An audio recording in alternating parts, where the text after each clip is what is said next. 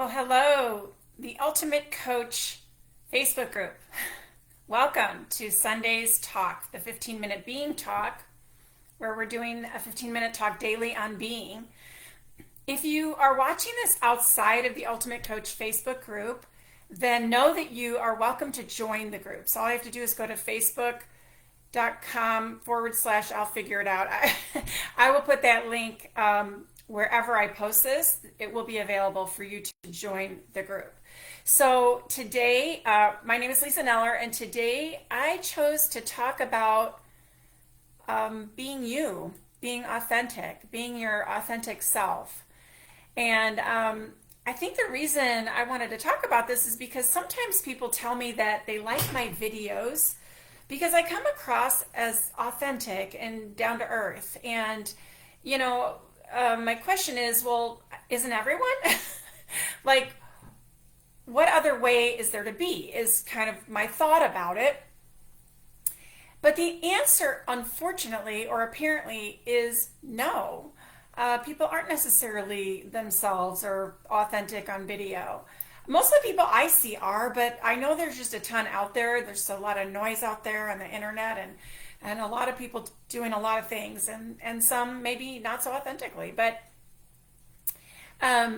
I think people do try to emulate others, but mistakenly sort of copy them or take on parts of others' persona that isn't theirs. And the word that comes to me is imposter syndrome. And so what I wanted to do was just kind of define what an imposter is and, kind of go from there. So an imposter is a person who pretends to be someone else in order to deceive others, especially for fraudulent gain.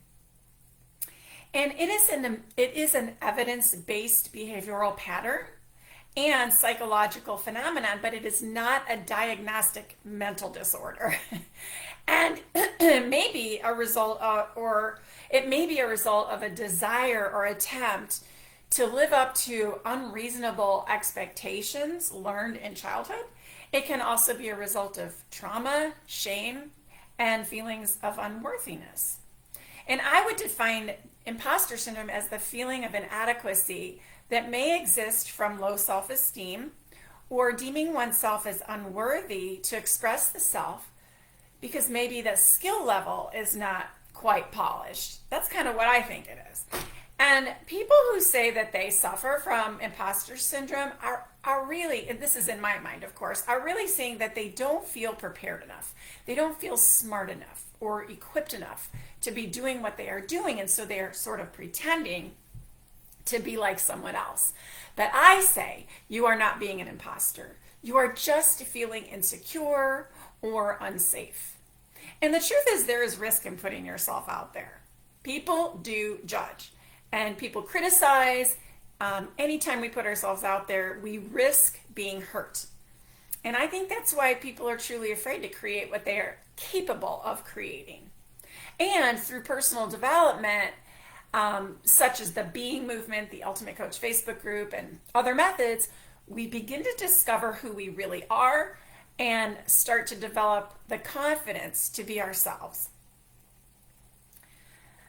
I think everyone wants to be themselves.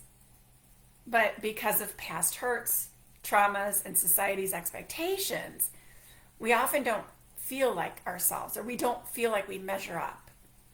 And we're trying to please everyone else. And our job is to get back to being ourselves.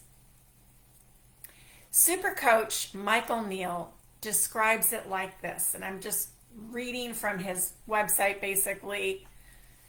He says, most of us have spent so long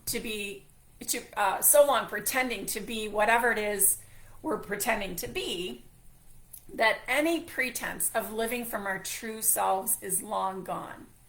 We begin to make up a new story, one based on our underlying awareness that we're not who we appear to be, that at any moment we'll be unmasked and found out as the phonies and frauds that we are. The more energy we put into developing our mask, the more convinced we become that we really need one. Unlike our true nature, which is something we're all born with, our personalities are conditioned and maintained throughout our lives. At first, they develop as a kind of unconscious reaction to what is going on in the world around us. Michael continues. To better understand this, imagine yourself inside a motel womb. You've been there for around 9 months, so you're feeling completely at home, although lately things have been a bit cramped. You're relaxing on your heated waterbed, snacking on placenta-flavored potato chips, minding your own business, when all of a sudden you feel an earthquake start to shake the bed. Before you know it, you're being pushed out through the door by an unseen force with the intensity of a tornado. You stumble out into the blinding light, get smacked on the behind by a masked giant, and begin to scream. It's hardly surprising at this point that we might feel disoriented, disconnected, and in danger. And that initial experience of danger is so profound.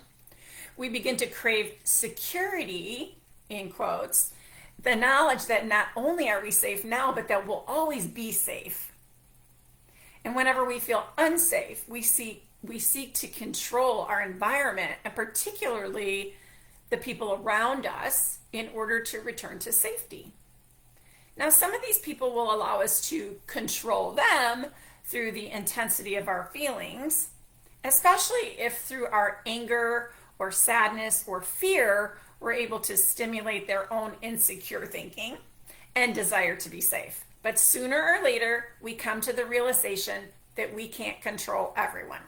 However, even if we can't control people, we soon work out that we can still stay safe around them. How?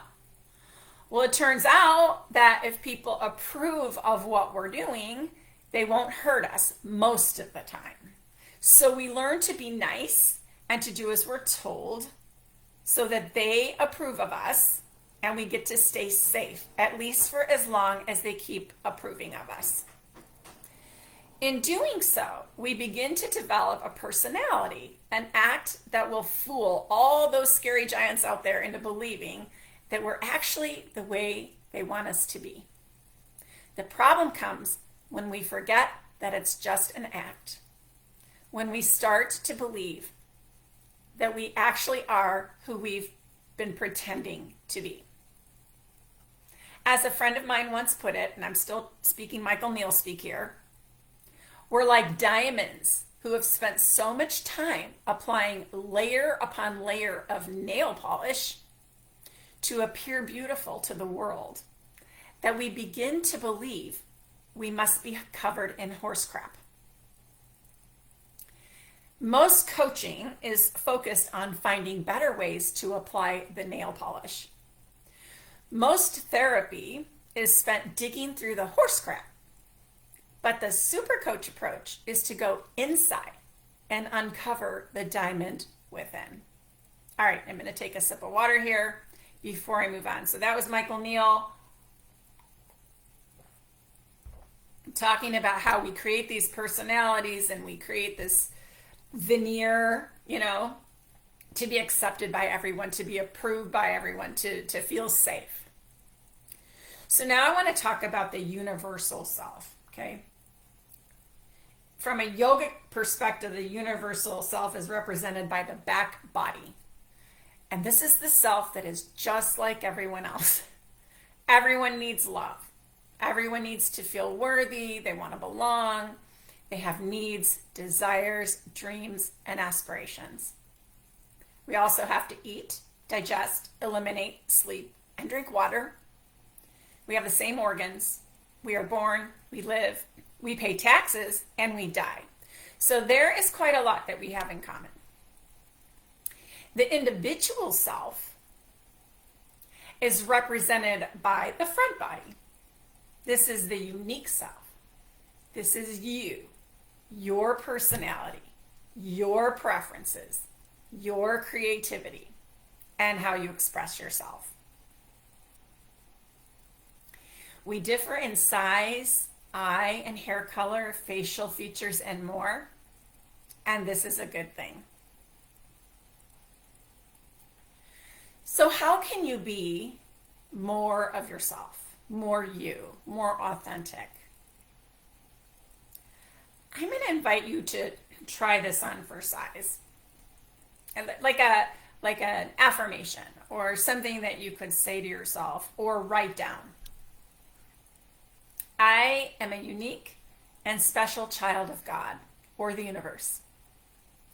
There never has been and never will be anybody just like me. I have gifts and talents, abilities and expressions that are mine and mine alone. I love and appreciate myself and take care of this precious vessel so I can be a healthy soul who gets along in the world and can live my purpose. You've heard the saying probably that if everyone were to throw their problems up in the air, you'd want to catch your own, right?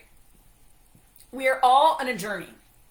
Sometimes it's hard, but do the journey as you. Be you. Be yourself. There is no one else that can be you. So enjoy this run on the planet as you. Let the being movement inspire you to grow. But grow into that version of yourself that you want to be, not what someone else wants you to be. You are loved as is. As is. I love the image that Dell Henderson put up on the group, in the group of the bee doing yoga on the yoga mat. Do you remember that? The bee was doing like a warrior pose on the yoga mat, and the caption says, "Be the being you were, be the being you were born to be." BEE. It was so cute, and especially because I'm a yogi and I practiced yoga for 20 years and taught it for 20 years. It really melted my heart. I love that. I love that image. And then remember Robin Williams as the genie in Aladdin when he's flying around and he morphs into a bee and says, "Be yourself." It's just like one of my all-time favorite animated movie scenes. So that's really all I have today. Just a note of caution for those of you who are creators and creating.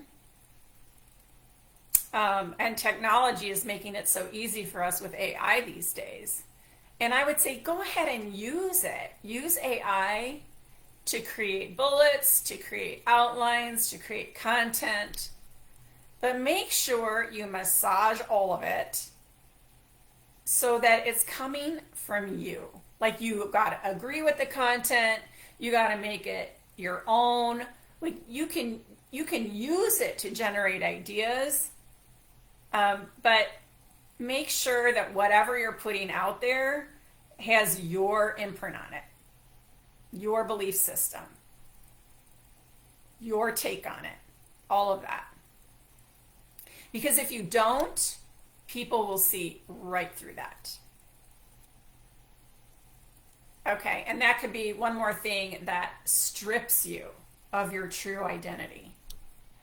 So I want to encourage you to hang on to your own identity. Be you, be authentically you, and enjoy yourself. All right, thanks for watching, and I hope you have a fabulous Sunday and a fabulous week, and I'll see you next time.